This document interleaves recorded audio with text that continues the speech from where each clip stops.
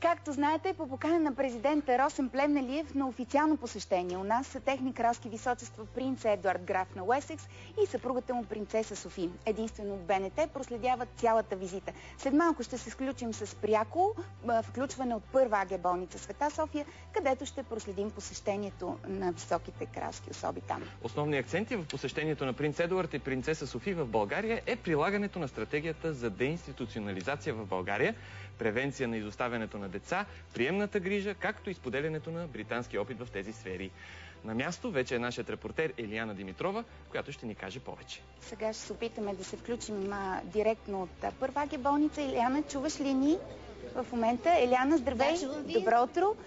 Какво се случва в първа АГ болница?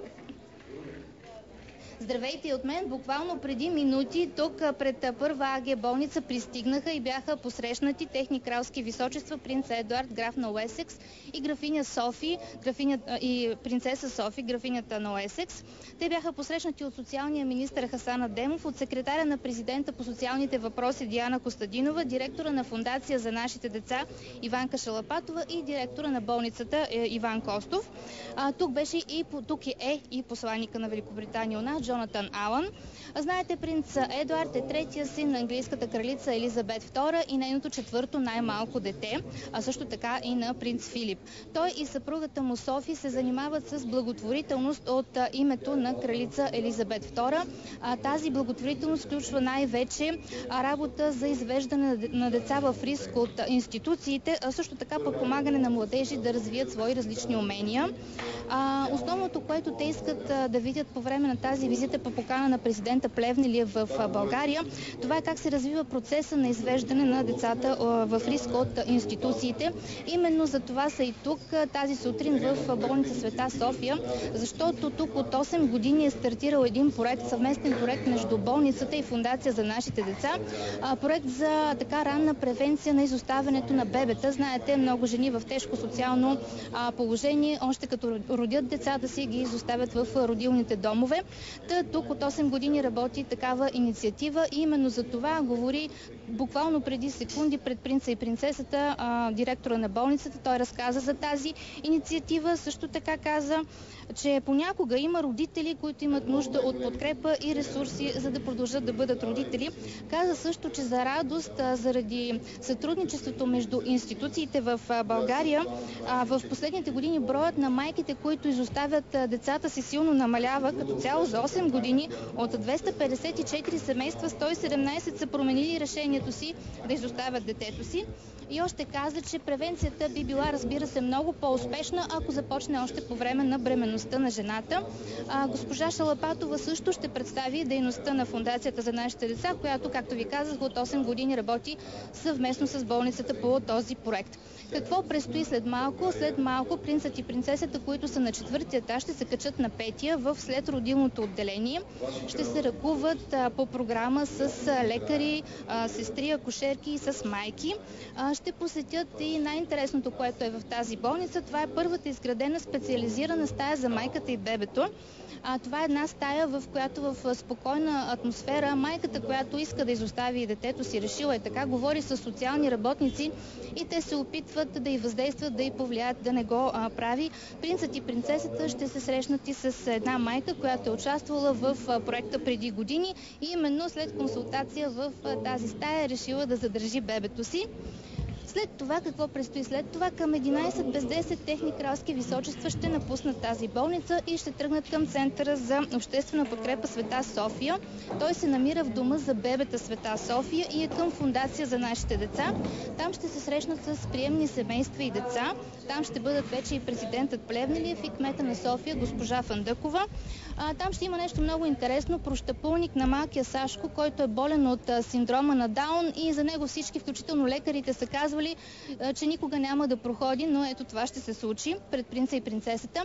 След това програмите на принц Едуард и принцеса Софи ще се разделят. Принцът ще отиде на Витоша, където ще посети природозащитния информационен център Витоша и ще гледа демонстрация на скаутски умения на участниците в международната награда на херцога на Единбург. Това всъщност не е награда, това е една организация на бащата на принц Филип, която организация по-късно принц Едуард ще наследи и фактически той иска в България да подкрепи инициативата за създаването на тази организация.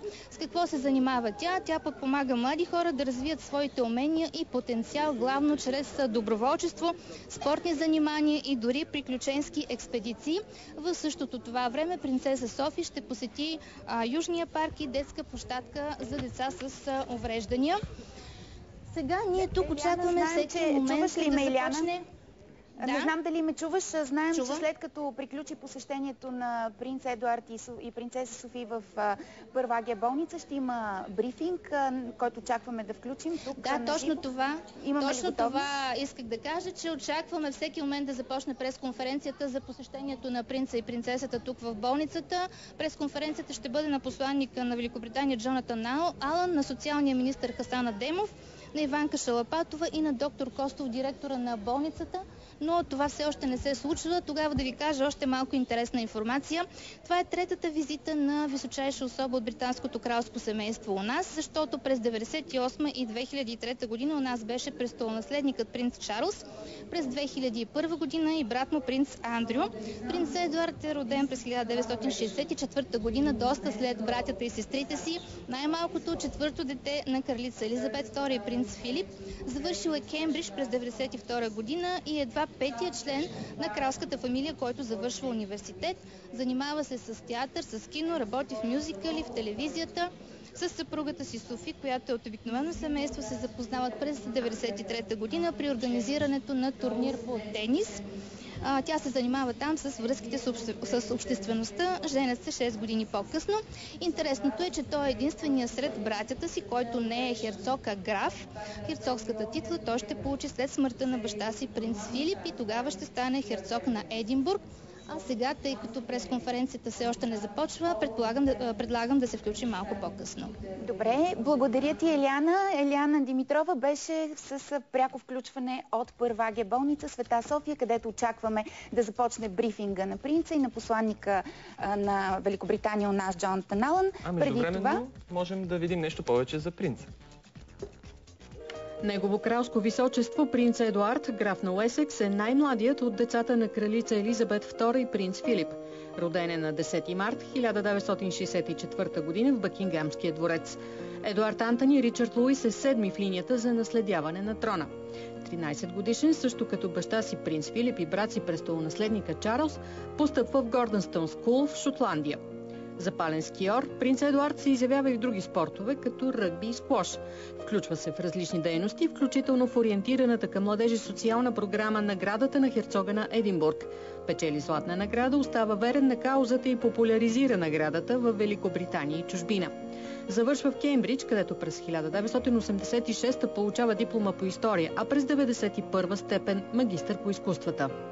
Принц Едуард се отказва от военното поприще. Започва кариера в областта на театъра. Няколко години работи в компании, които се занимават с театрални постановки, в това число и с компания на Андрю Лойд Уебър. През 1993 основава собствена фирма Ardent Productions, специализирана в производството на телевизионни филми. Продуцира филм за възстановяването на Уиндзорския замък след пожара през 1992, например. Напуска директорския пост през 2002. Принц Едуард се жени за Софи Рис Джонс, с година по-млада от него и собственик на фирма за връзки с обществеността, която по-късно напуска. Сватбата е на 19 юни 1999 в параклиса Сейнт Джордж в замъка Уиндзор. Булката е от обикновено семейство, а на поканите е написано уточнението «без шапки». Младоженците получават титлите граф и графиня на Уесекс. Имат 2 деца – 5-годишният Джеймс Виконт Север и 9-годишната принцеса Луис, която беше шаферка на сватбата на Уилям и Кейт.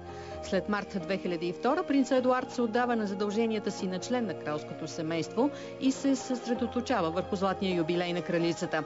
Двамата с графинята на Уесекс подпомагат много организации, благотворителни прояви, отделни личности или компании, които заслужават да бъдат отличени за усилията и инициативите им.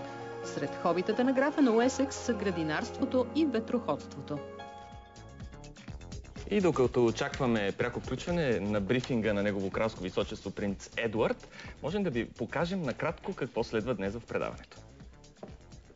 Само в денят отблизо днес ще видите пряко включване от визитата в България на негово кралско височество принц Едуард, граф на Уесекс. Защо принцът избра да посети болница Света София и с кого ще се срещне там? Най-уникалните изобретения и как променят живота ни. Изобретателят Христо Колев с най-новите си идеи на живо в студиото. Отблизо маги Алексия Вамей, след първото си европейско турне с легендарния барабанист Пуджи Бел. Молекулярна кухня или истинско шоу за вкуса. Шеф-готвачът Георги Георгиев издава кулинарните си молекулярни рецепти. Седмична астрологична прогноза за всяка зодия с Хули Леонис. Останете с нас, вижте истинските неща отблизо. Злати, принц Едуард, граф на Уесекс, с своята съпруга Софи са тук. Имаме готовност да се включим. Това, което знам, че тя е работила като специалист по комуникации, вече Еляна ни разказа, а сега включваме директно брифинга от първа АГ болница Света София, където започваме. Здравей, Еляна! Да, в момента разглеждат АГ болница. Да, където Света има специално София оборудвано следродилно отделение, в което в Еляна вече ни разказа. Припомням зрителите, които се включват в момента. Има оборудвано специално следродилно отделение, където се работи с родилки в риск. То е създадено благодарение на усилената работа на Фондация за нашите деца. Ще видим и представител на фондацията Иванка Шалопатова. Тя ще участва в брифинга, който очакваме в момента. Което ми беше интересно за принц Ендрю е, че всъщност той... Едуард, извинявай. Всъщност той е искал да влезе в шоу-бизнеса много активно и 8-9 години. В момента можем да включим брифинга пряко. На Обединеното кралство и българския посланик. Здравейте отново. Току-що започна брифинга за посещението на принц Едуард и принцеса Софи. Говори директорът на болницата. Предлагам ви да чуете. Принца и принцесата е една благородна инициатива, която продължава вече 8 години. Нашата болница първа се включи в инициативата, първа хвана протегнатата ръка на неправителствената организация за нашите деца и започнахме да работим активно в посока да говориме с родителите на новородените да не изоставят децата си. Това е един изключително благороден проект, който се роди с сериозната инициатива на неправителствена организация. Впоследствие други болници също се включиха в тази инициатива и може да кажем, че днес стотици деца са останали заедно с техните родители. За 8 години над 280 деца в тази болница не бяха приети в домове за изоставени, така че аз съм изключително горд, че в България не се появиха, благодарение на усилията на моите колеги в болницата и на социалните служители, не се появиха 3 или 4 домове в България за изоставени деца. С пълни сили продължаваме напред. Огромна благодарност от моя страна и от страна на колегите, от страна на общината като принципал на нашата болница към госпожа Шалопатова и нейния екип и тяхната кауза. Благодаря от сърце. Давам думата на госпожа Иванка Шалопатова. Добър ден на всички от мен. За нашата организация днешното посещение е изключително важно. Това е в нашия организационен живот един празник, защото за Фондация за нашите деца това всяко българско дете да живее в сигурна семейна среда е нашата мисия. И тя беше нашата мисия за последните 20 години. Преди 20 години британската организация, от която ние произлизаме, за първи път създава свой проект в България в подкрепа на семействата и това те да отглеждат своите деца. 20 години по-късно, след като британската организация ни научи на това как можем да съдействаме на едно изоставено дете, как можем да подкрепим едно семейство, което е на ръба да вземе решение да се раздели със своето дете заради бедност, заради трайна безработица, заради това, че те се чувстват абсолютно сами и неподкрепени. Нашите добри резултати не могат да бъдат възможни, ако нямаме съдействието на лекарите от медицинските заведения. Всички ние ставаме свидетели на това, колко родители споделят, че тогава, когато тяхното дете се роди с някакво увреждане, те биват съветвани от лекари да оставят детето си на грижата на държавата, защото отглеждането на това дете ще бъде трудно. Днес посланието, което ние даваме, екипа на Фондация за нашите деца, екипа на Първа АГ болница, е различно. Днес ние казваме на всички тези родители, а и на всички други болници, не давайте такива съвети. И, уважаеми родители, потърсете подкрепа от социалната служба, потърсете подкрепа от гражданските организации, ние можем да ви помогнем. Само за миналата година Фондация за нашите деца помогна над 200 новородени да не бъдат оставени в домове, именно защото ние дадахме алтернатива на техните родители. И трябва да ви кажа, че това е наистина една много добра мисия. Нашата работа няма да бъде успешна, ако не срещаме съдействието и на Министерство на труда и социалната политика, в лицето на отдела за закрила на детето, защото ние работим в партньорство. И разбира се, за нас е много ценно, че в рамките на посещението на кралското семейство ние можем да се похвалим с добри практики в нашата страна. Практики, които показват един цивилизован подход към детето и към това то да живее в сигурна семейна среда. Нашите планове, както и доктор Костов каза, са да продължим да даваме добра алтернатива и подкрепа на родителите. И моята лична надежда е, че като общество ще преосмислим отношението си към децата и към възрастните с увреждания, към различните, защото те имат равни права като всички нас. Благодаря ви.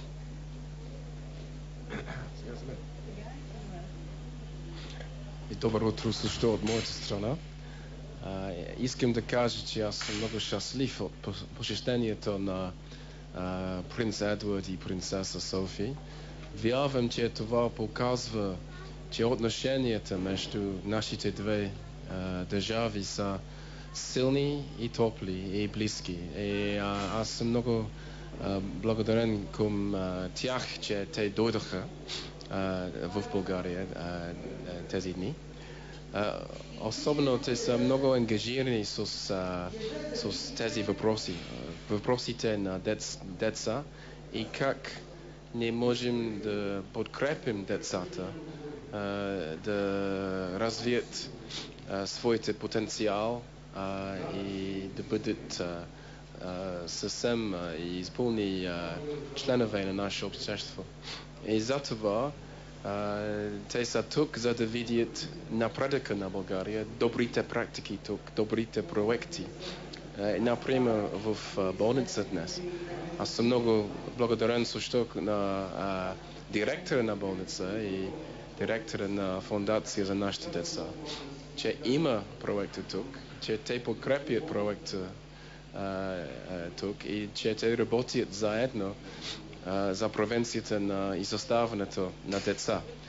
И вярвам, че това може би е най-важното послание от визитата, че разбира се, трябва медицинска грижа за деца и за всички, но също трябва сустова, социална грижа. Тези деца трябва да бъдат интегрирани в обществото, да живеят с семействата. И за да правят това, ние всички, и особено властите, трябва да ги подкрепят с социална грижа, не само медицинска.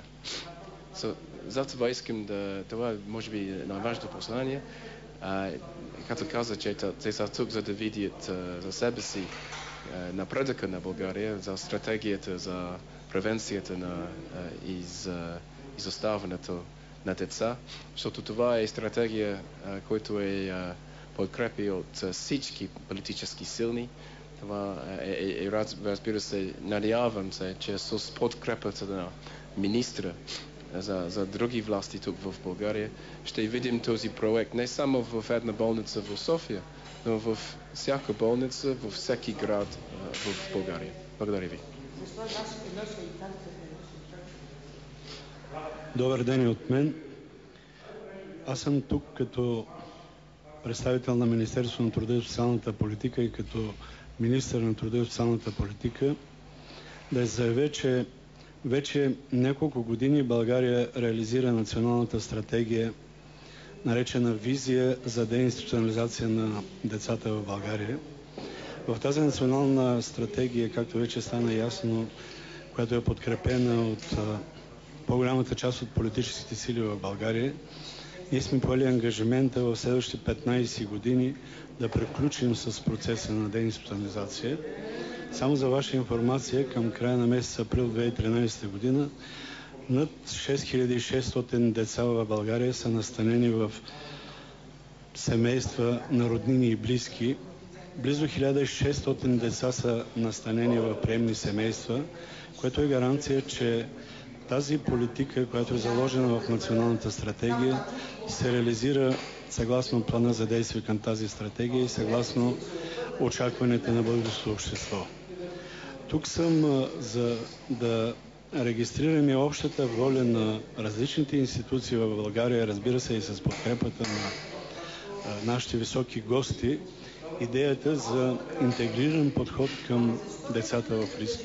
Защото ако медицинската грижа е изключително предимство и задължение на институциите в България да я оказват на всички деца, интегрираният подход между медицинската грижа и социалната подкрепа, психологическата подкрепа от гледна точка на превенция на изоставането на деца е изключително важна. И в този смисъл аз приветствам идеята за интегриран медико-социален подход, който да бъде в основата на преодоляването на риска за изоставане на деца в институции. Изключително важно е тези добри политики, тези добри практики да бъдат мултиплицирани, да бъдат реализирани като хоризонтални политики и този пример, който е в тази болница, да бъде едно сериозно начало и един сериозен пример за реализирането на тези политики в цялата страна и във всички лечебни заведения, защото в един критичен момент, какъвто е момента след раждането, много важна е подкрепата на неправителствения сектор, подкрепата на социалните работници, за да може по-малко деца да бъдат изложени на риска от социално изключване, изложени на риска от бедност и оттам изложени на опасности, които ги преследват в живота. Затова още веднъж приветствам тази инициатива. Надявам се, че с усилията на държавните институции, с усилията на общинските власти, с усилията на неправителствения сектор, разбира се и с помощта на медиите, тези добри практики и добри политики ще бъдат част от българската действителност през следващите години. Чухте част от брифинга след посещението на принц Едуард и принцеса Софи. Аз предлагам да приключим до тук и повече информация ще получите в информационните емисии на БНТ1. Това е от мен. Благодаря, беше Иляна Димитрова, която е пред първа АГ болница Света София, където на посещение е негово кралско височество принц Едуард, заедно с съпругата си принцеса Софи. Какво ще предстои от визитата на техни кралски височества принц Едуард и принцеса Софи? Следете ексклузивно по БНТ. Ние ще ви направим съпричастни с това посещение в по-нататъчните включвания по телевизията.